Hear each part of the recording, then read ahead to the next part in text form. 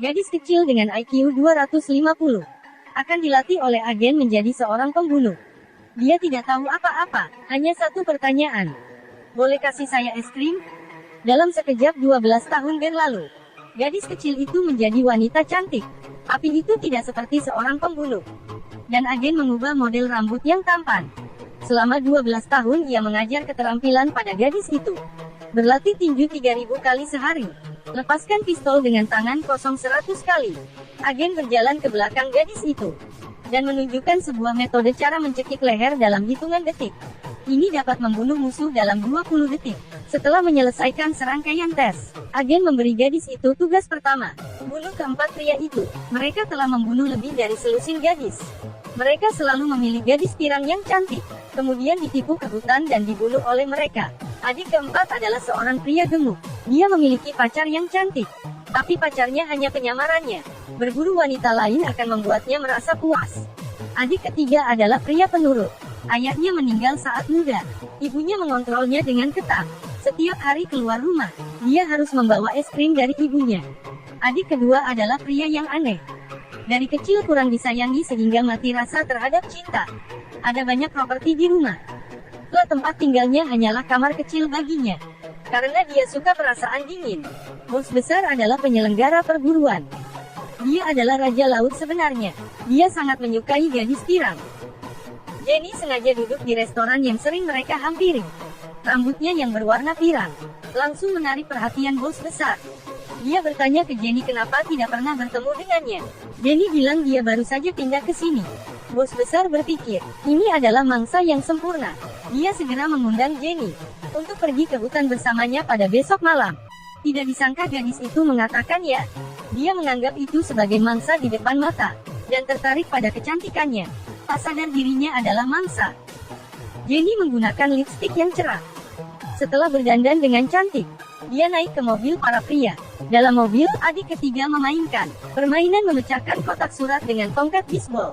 Dia meminta Jenny untuk mencobanya.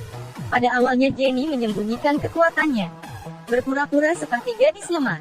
Kemudian, dengan dorongan para pria, dia berhasil memecahkan kotak surat dengan tongkat. Segera mereka tiba di dalam hutan. Gadis ini yang tampaknya lemah. Dia ditipu ke hutan gelap oleh 4 orang pria. Tapi pada kenyataannya, dia sedang berpura-pura. Suasana agak canggung ketika sedang duduk. Gadis itu bertanya apakah ada permainan untuk dimainkan. Salah satu pria mengusulkan untuk bermain permainan putar botol. Jenny setuju dengan usulannya. Dia juga melemparkan sebotol anggur padanya.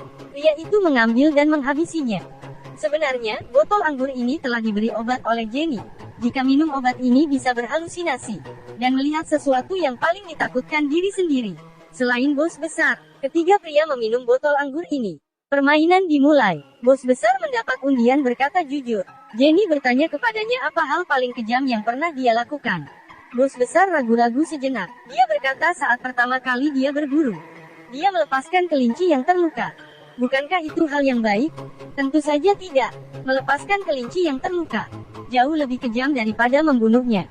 Kelihatan pria ini sangat tidak normal. Kemudian giliran Jenny, dia mendapatkan undian risiko besar. Papan itu tertulis kata diikat. Jadi bos besar mengikatnya dengan ikat pinggang. Kemudian beberapa orang mulai menunjukkan wajah asli mereka.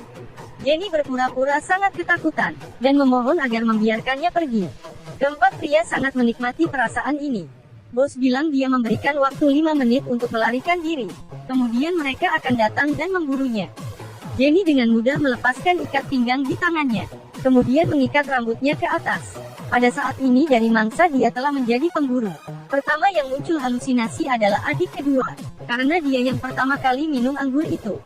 Di depannya, ada 2 orang panda. Ini melambangkan kekerasan orang tuanya. Dia dengan marah memotong pria panda itu. Tapi di depannya adalah Jenny. Jenny memukulnya dengan lutut, kemudian menendangnya dengan kaki, kemudian 2 pukulan dan membuatnya terjatuh. Terakhir sebuah busur menancap di hatinya. Ini adalah pria penurut. Saat ini, ada beberapa pria berkulit hitam mengelilinginya. Tidak ada ibunya di sekitar.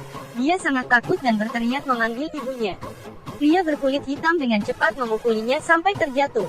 Tentu saja itu sebenarnya adalah Jenny. Jenny mengambil sebuah batu besar. Tanpa ragu-ragu, ia menghancurkannya.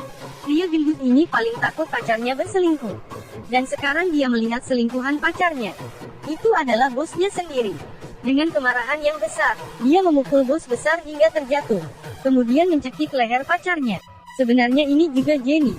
Jenny mengeluarkan jurus yang sama. Dia memukulnya dengan kuat.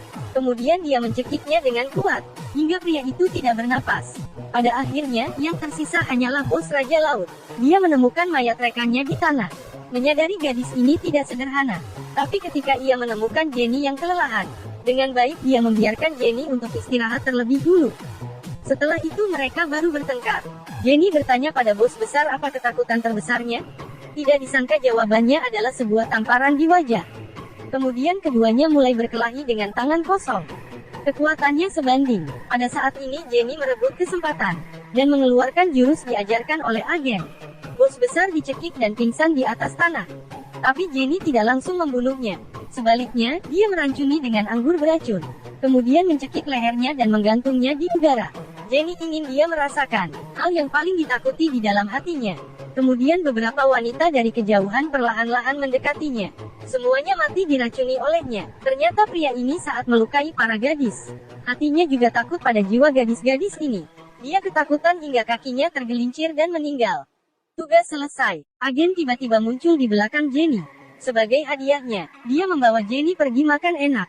Tapi mengapa tidak ada es krim? Banyak orang mengatakan itu adalah film yang buruk.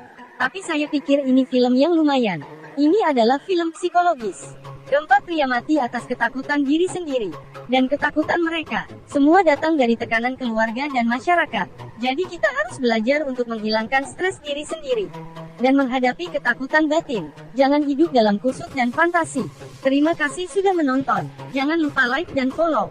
Sampai ketemu lagi.